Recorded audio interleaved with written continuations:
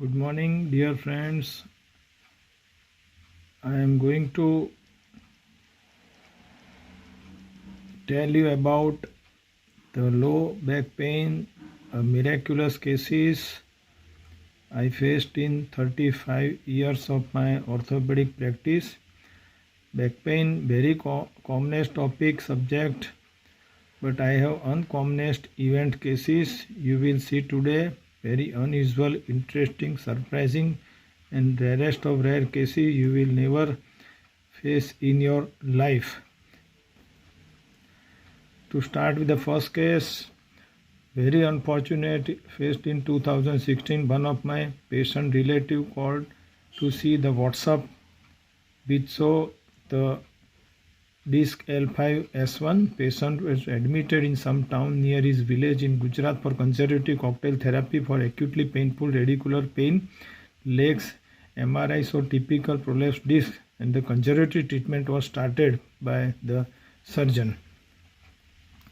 Next day again there was a call to give opinion on the WhatsApp. Surgery was advised by local ortho, otherwise he may develop cauda equina, that is paralysis of both the legs. Relatives were anxious, worried to undergo surgery. Again they called me and they told me that patient suddenly developed weakness of both the legs and surgery was advised in emergency. They wanted teleconsultation. I did not committing anything without seeing the patient. They asked me to transfer to my ask for charges. I did not commit anything, and by the time patient there was a call in the evening that there is discoloration of the toes. I suspected that this is a case of vascular catastrophe and I must see the case. Next day he started developing black cyanotic patches on the feet and the legs and the gangrene like picture, and by the time patient was brought to me there was complete gangrene of both the legs and had to do unfortunately bilateral above knee amputation. We should always look for that pulses in the feet even in cases of the back pain cases also, which if we forgot it can lead to disastrous result like this. It was a case of LERICH syndrome which has similar picture to cauda equina, but we have to present with the triad of claudication, impotence and absence of femoral pulses come with the acute pain, paresis, paresthesia like acute PID with cauda equina syndrome. Another case, male aged 42 years in 1987 came to me from small village in Rajasthan. He was a Kumar, poor farmer with history of minor injury to foot, untreated wound. Male aged 42 years. He was brought with back pain deformity. It was stretcher bound. There were no spinal deformity or fracture of vertebrae or injury. No MRI or CT scan facility was available. There was increased lordose of the spine with severe muscle spasm and there was no definite tenderness. So patient was referred for back pain, 1 week old. I suspected it to be opisthotonous and careful examination. Tetanus was suspected, diagnosis and confirmed by irritation test. Patient advised to transfer to general hospital, but they asked me to do as per your facilities. So it was a case of diagnosis of the tetanus in a case of back pain is a rarity. Again, the general physician was consulted. No, it was not the era of super specialist. Patient treated for 3 weeks with good sedation, cocktail therapy, nursing care was started and avoid the stimulus. A number of complications right from aspiration pneumonitis, for that tracheostomy was done, and it was the era of the general doctors. The good recovery occurred in 80 days and patient suddenly developed hyperpyrexia, 107 degree Fahrenheit temperature. Novalgine was given. Patient suddenly developed hyperhidrosis, that is perspiration, severe vasodilation and shocked brainstem edema. Mortality is very high in such cases. Emergency venesection or resuscitation and fluid vasopressor fluid therapy was started, and to our good luck patient survived and went home in good condition. This was the era of primitive ICU facilities. There were no review of literature available. There were no internet available.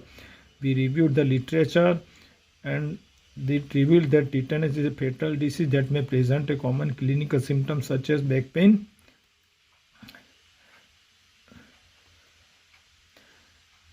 There are cases.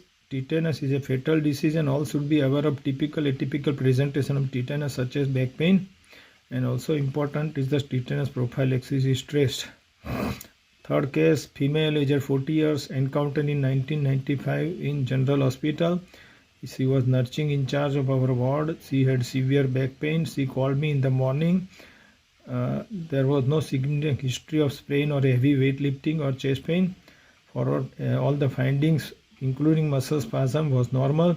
We never advise ECG in back pain cases, but for her, I advise ECG, and admission to ICU was advised, and ECG saw inferior infarction. She was admitted immediately in ICU, and emergency measures saved her life. Similar case in cold winter season, referred from CMO for back pain and leg pain. He was perspiring, pulseless, BP-less, admitted in ICU, and found to be a case of acute MI in shock. If he would have been directly shifted from CMO to ICU, patient would have saved his life. So many researchers have reported that the upper back pain and fatigue are commonly reported symptoms during acute coronary syndrome, and up to 30% patients do not experience chest pain also. Back pain is often related to straining from heavy lifting or poor posture, but back pain can also be a symptom of heart attack. So awareness about unexplained death in youngster depicted as sudden MI, though suspect and diagnose the treatment. Another case in 2011, male aged 47 years, RTA between bus and truck before 3 months. Patient was ambulatory.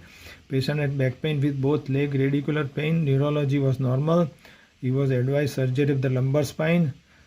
He was consulted by spine surgeon, plantar were extensor, DTR exaggerated, cervical spine MRI was advised. Patient had incoordination. Looking to the cervical spine MRI, the surgery was advised. Patient did not agree. He progressed to weakness of both upper limb and lower limb. Ultimately, patient landed to me.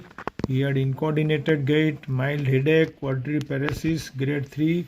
I was not convinced about the cervical lung. The cranial nerves I examined. He was mentally confused. CT brain was advised. It suggested bilateral subdural hematoma extensive.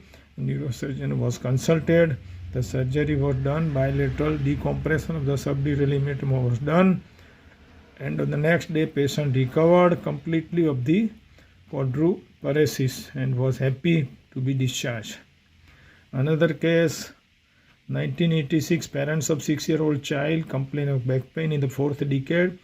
Weightlifting, child was miserable, and due to congenital defect, they have to lift the child and move here and there. So it was a very unique case of a boy having 3 legs. So he was brought next day. He was operated with due care, and his back pain was relieved. This was a very rare case, was recorded in the Guinness Book of World Record. So we all know backache is being neglected by patient, relative, surgeons, and nobody listens. Examination is also no touch technique. Pulsations nobody sees. The patients are shunted from students to teacher, teacher to student to physiotherapist, and so on. Spinal surgeons are very, very careful to find out any surgery. It's a single specialty, multi-specialty approach. So do not neglect back pain cases. Detailed history examination is very important. Before investigation, we directly jump to MRI, which is not advisable. Examine carefully to find out the rarest of rare condition. Never depend on repeats. Clinical examination is must. Always give TT prophylaxis, prevent fatal complication. Always look for distal peripheral pulses in cases of back pain. Never commit on WhatsApp cases. Out of box sixth sense is very important. So this is, thank you very much for your kind listening.